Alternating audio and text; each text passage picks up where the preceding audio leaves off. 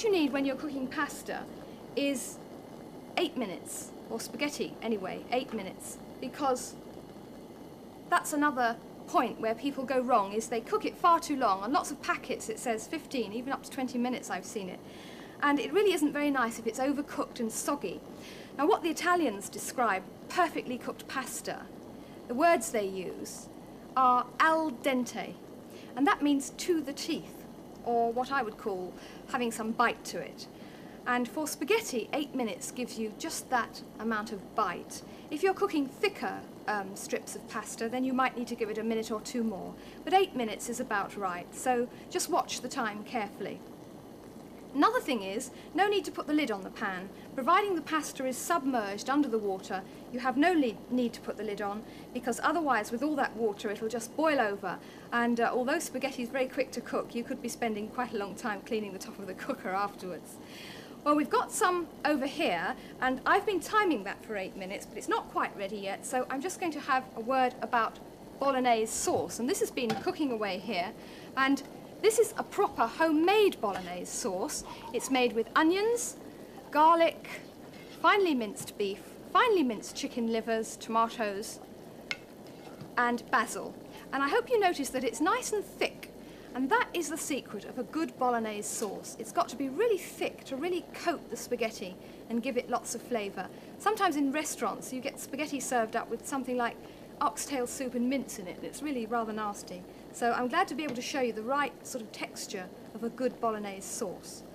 Well now, this has had its 8 minutes, just about now.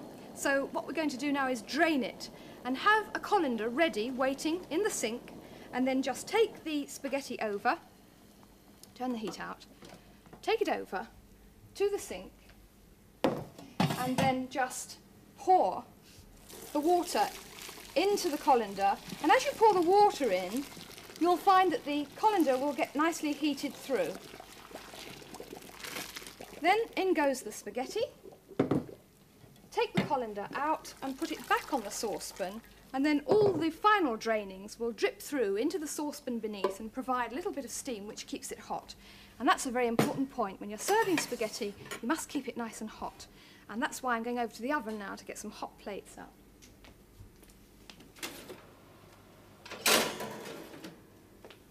There's nothing worse than eating spaghetti that's got sort of tepid.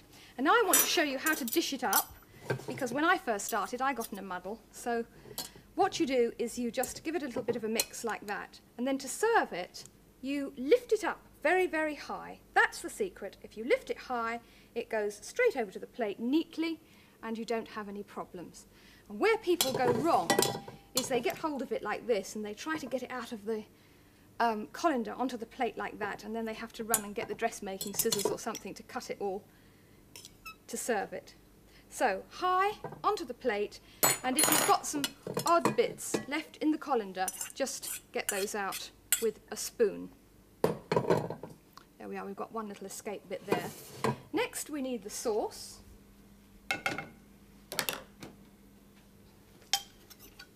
Just spoon the sauce over.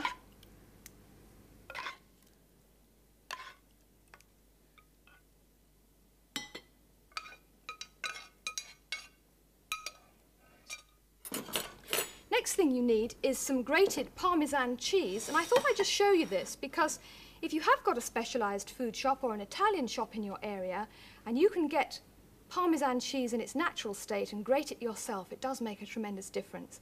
But I warn you, that is quite hard to get hold of. So plenty of freshly grated Parmesan cheese all over, and you can put a bit more on later. And if you're like me, you'll want a good twist of pepper as well. And now I want to show you how to eat spaghetti, because I've seen a lot of people in a lot of restaurants get into a muddle. So what you first of all do is take a spoon and a fork, or just a fork, and mix it. And now you can see why it's important to have a nice thick sauce so that the spaghetti gets perfectly coated. And it's good to take all those precautions, because as you can see it's still nice and hot. Now this is where people go wrong. You can use a spoon and fork or just a fork, but what they do is they dig the fork in like that, lift it up, and then they start to twist, and of course they get into a frightful old muddle and who wouldn't? So what's the best thing to do is to take a few strands, not too many, lift them up and then take them to the edge of the plate, twist the fork round on the plate, or you can do this on a spoon, and then lift it up so that you've got a bite-sized piece like that. And don't worry if you've got a couple of little strands like that hanging down, because Italians always eat spaghetti with their napkins tucked into their chins.